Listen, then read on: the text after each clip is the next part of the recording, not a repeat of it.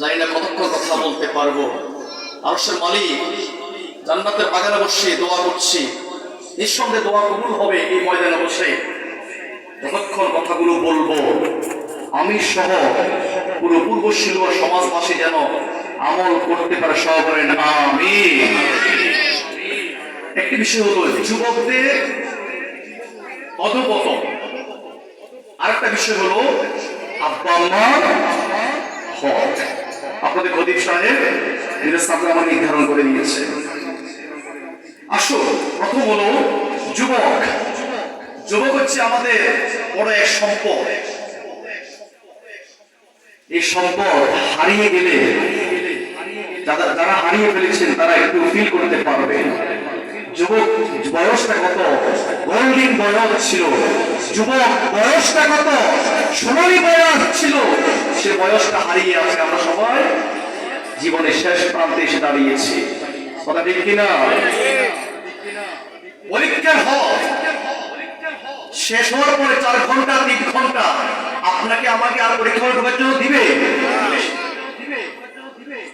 বইয়ের পৃষ্ঠা পড়তে পড়তে, জীবন নামক বই পৃষ্ঠা পড়তে পড়তে যখন আমি আসবো সর্বশেষ পৃষ্ঠায়, আমি কি আবার পৃষ্ঠা পাবো? এটা আমার আপনার হায়াত, কথা বুঝেন কিনা? এটাই হায়াত, আর ফিরে যাওয়ার সুযোগ জীবনে না। রাসূলের দরবারে একদিন এক বৃদ্ধা এসে কান্না করছে, ইয়া রাসূলুল্লাহ সাল্লাল্লাহু, আমি তো বৃদ্ধা হয়ে গেলাম, আপনি তো বলেছিলেন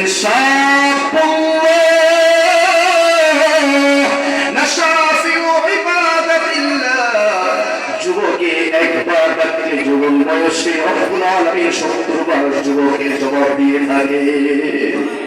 আমি তো বৃদ্ধা বয়সে এসে অবস্থান করেছি, এখন আমি একবার দেখলে আল্লাহ একবার জবাব। আমি তো জীবন হারিয়ে ফেলেছি রাসূল, আমি তো আর জীবনে ফিরে যেতে পারবো না।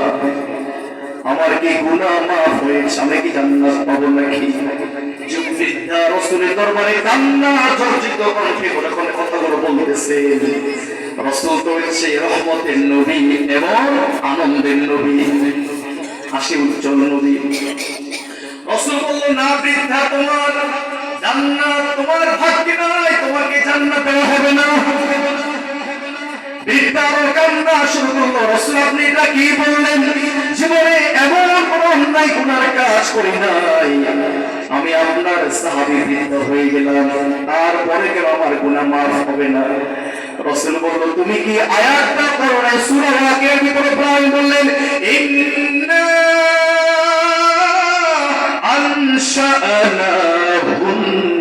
আনশা'নাহুন্না ইনশা। যত বৃদ্ধা লোক আছে যারা জান্নাতে যাবে তারা সবাই যুবক হয়ে জান্নাতে প্রবেশ করবে। সুবহানাল্লাহ। তখন বৃদ্ধার কান্না থামলো। তার মানে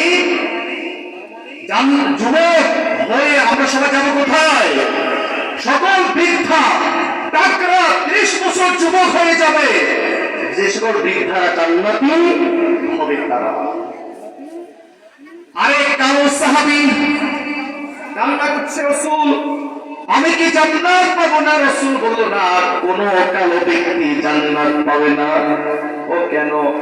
আল্লাহ বলেছে যত লোক জান্নাতি হবে তারা সবাই চন্দ্র সূর্যের মতন সুন্দর হয়ে জান্নাতে প্রবেশ করবে।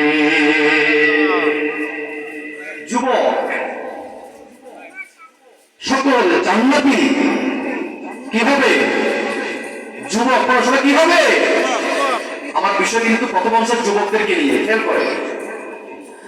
আজকে আমার যুবকেরা আমার সামনে কিন্তু প্রায় বাবারা, যুবক কিন্তু হাতে গোনা কয়েকজন আছে। আমার ভাইয়েরা বাবারা সবাই কথাগুলো মনোযোগ দিয়ে শুনে কোরআন হাদিস রিচার্জ করা আপনার জন্য আমি একটি খুতবা নোট করে নিয়ে এসেছি। যুবক হলো আমাদের সম্পদ। যুবক আমাদের কি? সবাই বলে, যুবক আমাদের কি? ইসলামে যত বিজয় এসেছে যুবকদেরকে দিয়ে, কাদেরকে দিয়ে? কাদেরকে দিয়ে? যুবক ছাড়া কি হয় না, বিজয় হাতে। এক্সাম্পল দিন, কষ্ট পাবেননি, রাজনীতি গন্ধ খুঁজবেন নি। আবার পাশের ক্ষতি আমার যা গোবেন দেখছিল কি করে নিয়ে আসলো, শুধু খোঁজা মারে। আসলে কথা আল্লাহ নামুল্লাহ। এই মিম্বারটা কার? আমারও। এই মিম্বারে বসে কোন গল্প আলতু ফালতু কথা বলা সম্পূর্ণ হারাম। এখানে বসে বসে যত কথা বলবো কোরআন দিয়ে, রেফারেন্স দিয়ে কথা বলবো ইনশাআল্লাহ।